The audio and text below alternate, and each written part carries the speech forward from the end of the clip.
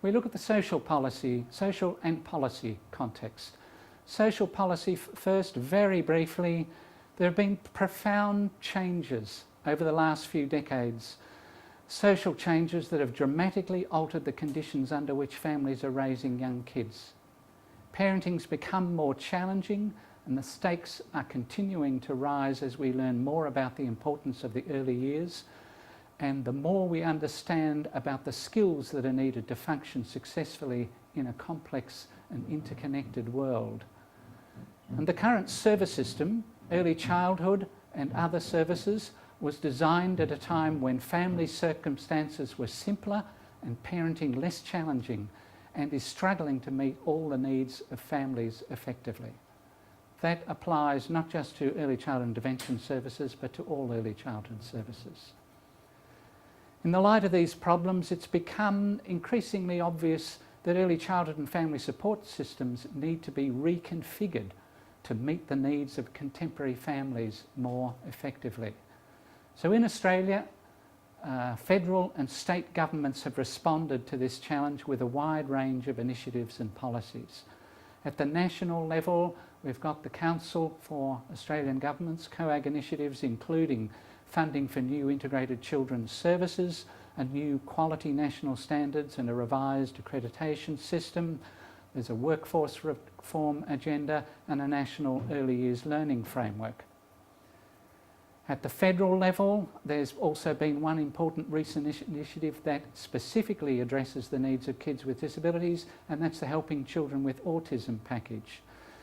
And this has been followed up by a related initiative due to commence in July 2011, which is called Better Start, Early Intervention for Children with Disabilities, and it increases the scope of that support to children with a sight or hearing impairment, Down syndrome, cerebral palsy and Fragile X syndrome. Victorian initiatives that address the needs of young kids with disabilities include the Autism State Plan, Better Opportunities, Better Outcomes Document Statement, which is about the Victorian services and supports for children with young people with a disability and their families.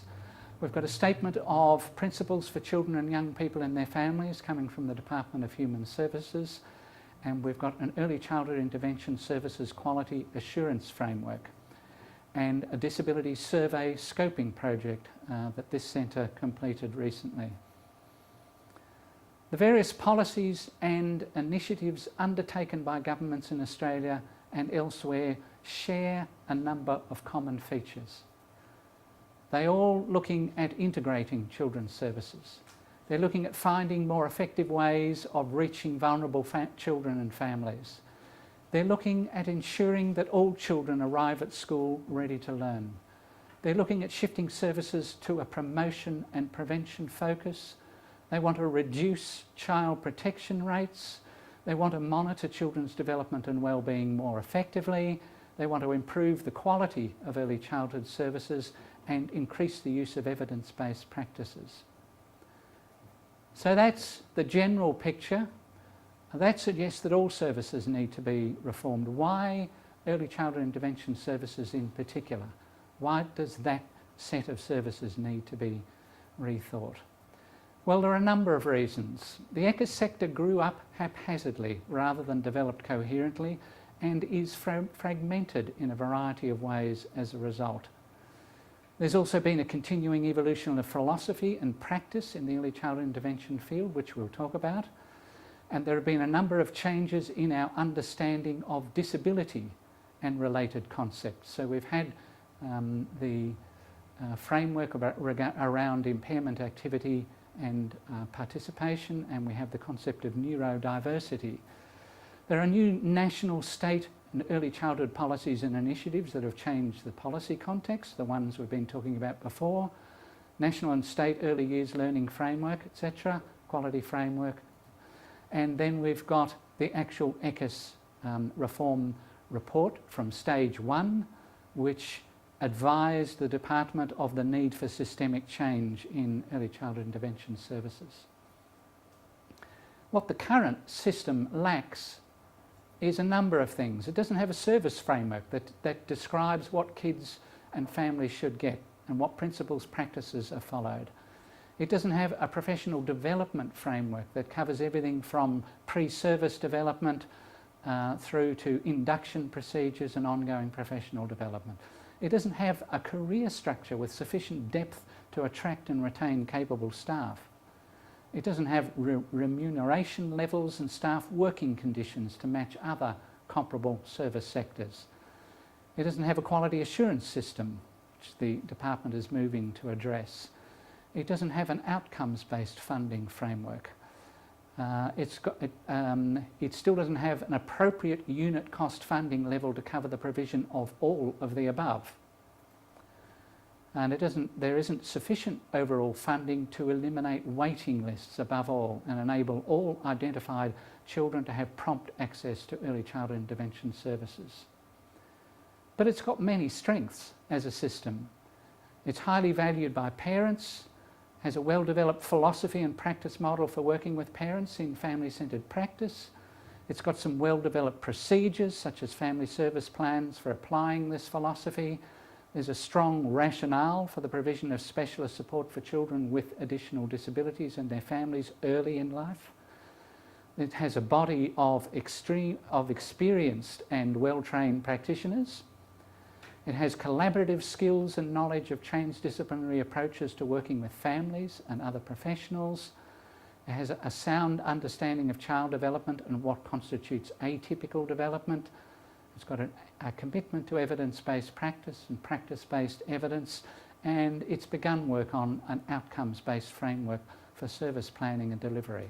So plenty of good things are there, and one of the things that we need to make sure of is that we don't jeopardise any of that in whatever changes are made. Okay, I mentioned that one of the things we'll look at are changes in children with disabilities and their families. So what has happened there in our thinking? Over the past few decades, there's been a paradigmatic shift in the way we conceptualise disability, involving a shift from a deficit to a social model. And this recognises that environments can constrain the functioning and participation of children with disabilities as much as their impairments do. And our growing knowledge of child development also reveals the importance of children's social and physical environments for their ongoing learning and development. They are shaped by the environments that they're in. So the nature of those environments turns out to be extremely important for how well all children, but especially children with disabilities, function. The evidence also indicates that children with disabilities have the same core needs as other children, such as for responsive relationships and attachments, and we need to be making sure that they receive those. We've also been thinking about families with disabilities differently. Just as children with developmental disabilities can be regarded as having the same basic needs as children without disabilities, so their families should be understood as having the same core needs as families of children who do not have disabilities, being more like those families than different from them. However, families of children with disabilities are faced with many challenges, and those challenges place them at risk of poor outcomes for themselves and their children. Despite this, many such families are able to meet these challenges and even transcend them, drawing on their own personal resources and the support of family and friends and the help of specialist services. But while professional help can be very helpful to families, it can also create problems for them. And this can occur in several ways: when it's delivered in ways that make parents feel disempowered, when services do not consider the demands they're making on families, and when services are hard to access or are poorly coordinated.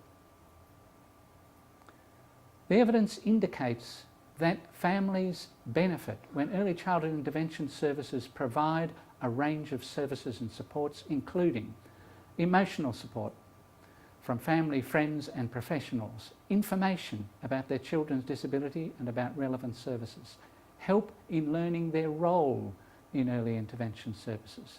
They have to learn this new set of professionals they have to deal with and what they can contribute. Strength building and empowerment strategies to help parents develop the capacity to meet their children's needs. Practical support to help families meet the additional demands and resources associated with having a child with a disability. Timely diagnosis, assessment, monitoring and feedback. In addition, this research overview has indicated some of the ways in which early childhood intervention services can respond to these needs. And these include a key worker model of support to simplify access to services. This is an important development being embraced in some of our services now to make the whole process simpler for families. Ready access to early childhood and early childhood intervention services. How can we speed up the process whereby diagnosis, identification leads to prompt access? And helping families establish sustainable family routines. That turns out to be an important part of adapting to the changed circumstances caused by having a child with disability. All families need routines. It's particularly important for kids with disabilities to establish routines that manage the child's behaviour and meet the child's needs.